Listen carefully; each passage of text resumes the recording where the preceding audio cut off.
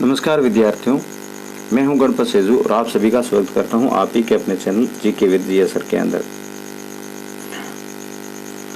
आपके एग्ज़ाम है वो चल रहे हैं और हम आपके एग्ज़ाम के लिए भरसक प्रयास कर रहे हैं। जितने इम्पोर्टेंट होते हैं, जितनी हमारी कोशिश होती है, उन सारे के सारे आपके प्रश्न है वो दे रहे हैं और बार बार एग्ज़ाम के अंदर आ ही रहे हैं आपके क्वेश्चन।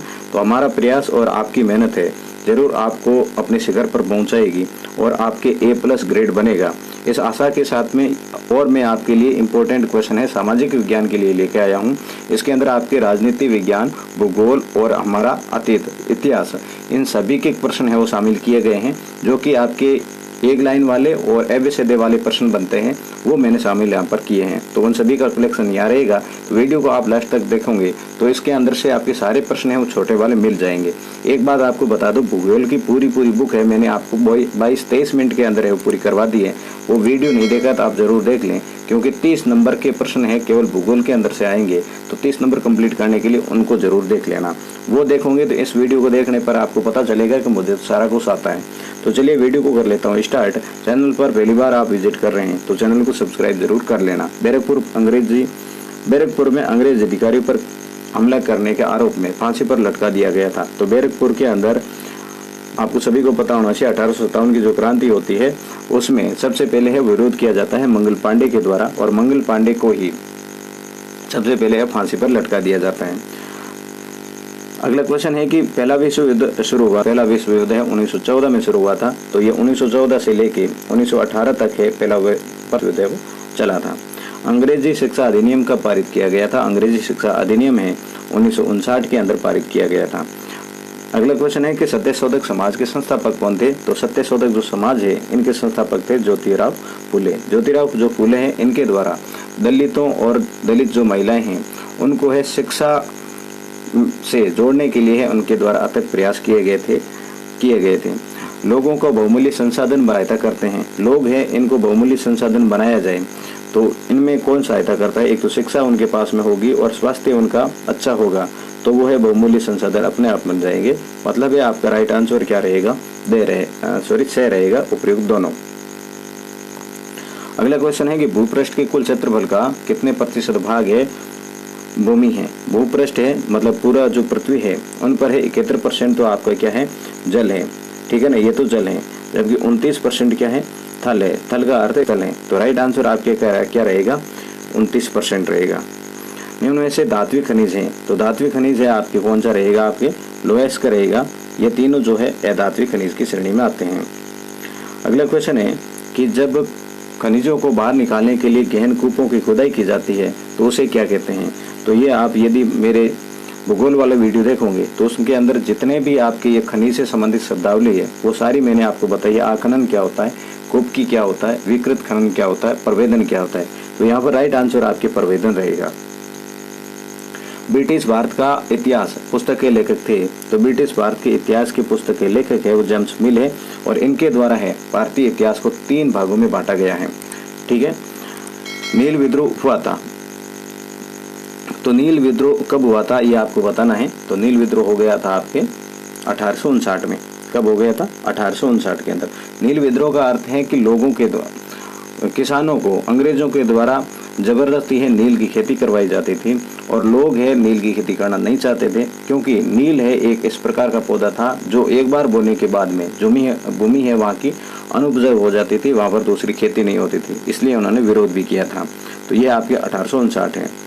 फिर है अंतिम मुगल बादशाह था। तो अंतिम मुगल बादशाह की बात करें तो बहादुर शाह जफर या बहादुर शाह सेकंड है, ये इसमें राइट आंसर है। प्रथम की यदि बात करें तो वह आपके बाबर रहेगा और अंतिम शक्तिशाली मुगल बादशाह की बात करें तो वो आपके औरंगजेब रहेगा। भारत में पहली सूती कपड़ा मिल है स्थापित की गई थी। तो भारत में पहली सूती कपड़ा मिल है कब स्थापित की गई थी आपको बताना है। तो आप जरूर है इसको कमेंट में कर देना, है ना। ये आपको याद है कि नहीं, इसका कमेंट मुझे बताना कि ये कब स्थापित की गई थी। आर्य समाज की स्थापना किसने की थी। तो आर्य समाज की स्थापना है स्वामी दयानंद सरस्वती के द्वारा की गई थी। आर्य समाज की स्थापना स्वामी विवेकानंद है, रामकृष्ण परमहंस है, इनकी स्थापना की गई थी। राजा राममोहन राय के द्वारा सती प्रथा का विरोध किया गया था और सती प्रथा के विरोध में एक कानून का निर्माण करवाया गया था। निम्नलिखित में से कौन सा कारक मृदा निर्माण का नहीं है? तो देखो मृदा निर्माण का कारक कौन सा नहीं है? तो इसमें मृदा का गठन, जैव पदार्थ, समय। तो इसमें राइट आंसर रहेगा आपके मृदा निर्माण का कारक नहीं है। तो इनमें से मृदा का गठन, जैव पदार्थ, समय, तो ये सारे ही है आपके मृदा निर्माण के कारक है। इनमें से नहीं कौन सा है? तो आपका दे रहेगा। भारत का प्रथम गवर्नर जनरल कौन था? तो प्रथम गवर्नर जनरल की यदि बात करें तो वो था आपके वारेन हेस्टिंग्स। कौन थे? Warren Hastings. यदि अंतिम की बात करें तो वो आपके थे लॉर्ड माउंटबेटन। कौन थे? लॉर्ड माउंटबेटन थे।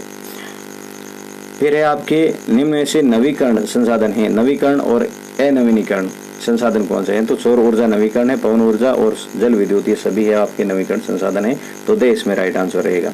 निम्न में से मृदा के निम्नीकरण में सहायक कारक नहीं है। तो मृदा के निम्नीकरण में सहायक, देखो यहाँ पर आपके निम्नीकरण शब्द दे रखा है, तो निम्नीकरण के अंदर है कौन सा है? वो सहायक नहीं है। तो यहाँ राइट आंसर क्या रहेगा आपके? इस्तेलाह कर दिए। फिर अगला है कि निम्नलिखित में से ऊर्जा का परंपरागत स्रोत है, ऊर्जा का परंपरागत स्रोत है आपके उपयुक्त तीनों ही। कॉफी का प्रमुख उत्पादक देश है, तो कॉफी का नाम आते ही आपके दिमाग में ब्राजील नाम आना चाहिए। ब्राजील और कॉफी ये सर्वाधिक प्रसिद्ध है। द्वितीय क्रियाओं को किस नाम से जाना जाता है? देखो क्रियाएं 3 प्रकार की है। आर्थिक क्षेत्र वो 3 प्रकार के होते हैं, प्राथमिक, द्वितीयक और तृतीयक। प्राथमिक के अंदर तो है प्रकृति के द्वारा सीधे प्रयोग करके, मतलब प्राप्त करके उनसे जो वस्तु बनाई जाएगी, जैसे टोकरी बनाना, घास फूस से अपन प्रकृति से प्राप्त करते हैं, फिर उनसे अपन टोकरी बना रहे हैं, तो ये तो प्राथमिक कार्य होगा। द्वितीय कार्य क्या होगा? जो प्राथमिक कार्य है इनको कुछ सुधार करके उससे कोई वस्तुएं बनाना है, वो द्वितीयक होगा। जैसे कमीज बनना, कपड़ा बुनना, ये द्वितीय क्रिया होगी। और तृतीय क्रिया है व्यापार, ठीक है ना, व्यापार है, वाणिज्य है। तो इसमें आपसे पूछा जा रहा है द्वितीय क्रिया को किस नाम से जाना जाता है? तो द्वितीय क्रिया को उद्योग के नाम से जाना जाता है। रेशम के कीटों के वाणिज्यिक पालन से संबंधित है। रेशम के कीटों के वाणिज्यिक पालन को सेरिकल्चर के नाम से जाना जाता है। सुनहरा रेशा से क्या अभिप्राय है? सुनहरा रेशा अर्थात गोल्डन फाइबर, गोल्डन फाइबर कहते हैं आपके पटसन को, पटसन का अर्थ है जूट को कहते हैं। उद्योगों की अवस्थिति को प्रभावित करने वाला कारक है। उद्योगों की अवस्थिति को कौन प्रभावित करता है? तो ये आपके देखो कच्चे माल की उपलब्धता, जल, भूमि। तो इसमें जो राइट आंसर है आपके सभी, मतलब कच्चा माल, भूमि और जल है, सभी इसमें प्रभाव डालते हैं। वे 3 मुख्य कारक कौन से हैं जिनसे जनसंख्या में परिवर्तन होता है? जनसंख्या में परिवर्तन है किन से होता है? तो जनसंख्या देखो जन्म और मृत्यु ये तो सभी में होगा, परंतु प्रवास है ये भी एक प्रमुख कारण है। प्रवास का अर्थ है एक स्थान से दूसरे स्थान पर बस जाना। 1999 में विश्व की जनसंख्या हो गई थी, 1999 में विश्व की जनसंख्या है आपकी कितने हो गई थी? 6 अरब हो गई थी। भारतीय संविधान सभा का गठन किया गया था। भारतीय संविधान सभा का गठन है वो किया गया था 1946 में, ठीक है, 1946 में। जर्मनी में हिटलर ने अत्याचार किए थे, जर्मनी में हिटलर ने अत्याचार किए थे यहूदियों पर। किन पर किए थे? यहूदियों पर किए थे। लोकसभा एवं राज्यसभा के सदस्यों को क्या कहा जाता है? देखो लोकसभा और राज्यसभा के जो सदस्य होते हैं, मतलब संसद के जो सदस्य होते हैं, ये है संसद के सदस्य। और संसद के सदस्यों को क्या कहा जाता है? सांसद के नाम से जानते हैं। क्या नाम होता है? सांसद होता है।